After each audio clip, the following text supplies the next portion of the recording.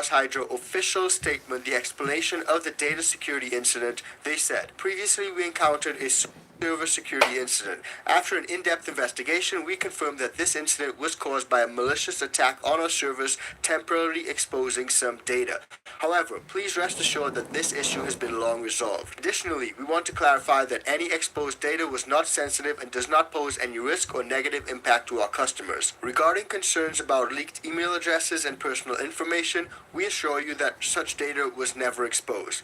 The brief data exposure only involved user activity logs related to app usage, such as timestamps of when certain features were accessed, and this system is entirely separate from those storing passwords, Wi-Fi credentials, and email information. Now, despite that, they've taken steps to address this incident, and specifically, they've taken the following actions. As an immediate fix, they promptly strengthened server security, patched vulnerabilities, and ensured data protection. They've also enhanced their security system. They upgraded the encryption technologies, improved server defenses, and implemented stricter access controls. But also, they brought on board continuous monitoring, and they have reinforced system monitoring to prevent similar incidents in the future. They sincerely apologize to all affected users and remain committed to continually optimizing their security measures to safeguard your data. So it's good to see that once Mars Hydro was notified of the issue, they took active steps to secure their data. But not just to secure their data, but to beef up their security system and make sure that this does not happen in the future. Now, one thing that I found pretty interesting is that they said that the brief data exposure only involved user activity logs related to app usage, such as timestamps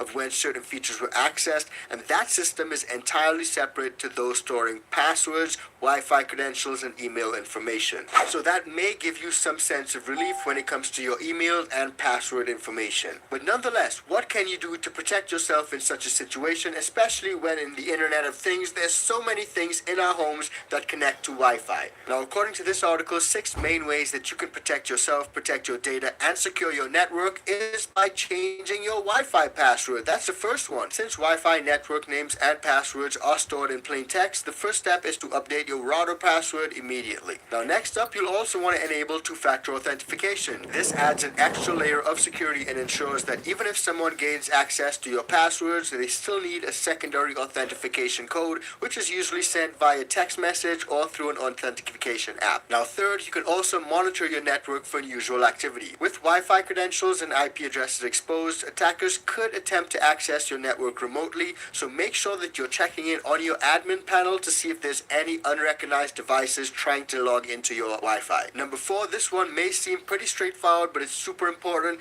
Keep your devices updated. IoT devices are notorious for running outdated or unsupported software, making them vulnerable to cyber attacks. Regularly updating your firmware and software on your smart devices ensures that you get the most recent and updated security patch. Now, number 5, you gotta be aware of phishing attempts and use a strong antivirus software. That's common sense. But what may not be so clear is when some of these hackers try to exploit the data from the breach by launching phishing attacks.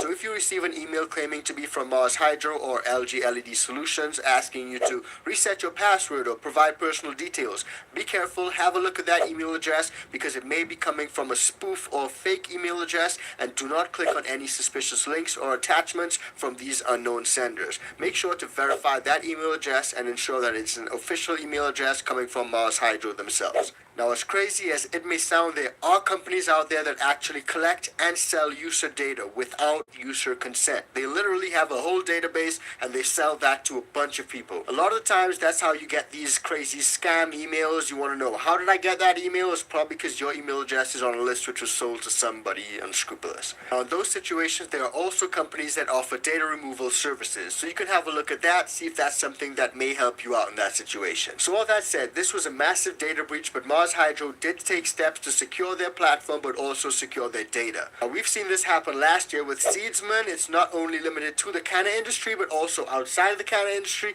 as tons of other companies have also been affected by data breaches. This particular example is just another reminder of the risks that come with these IoT devices, all these smart devices connected to Wi-Fi in your home.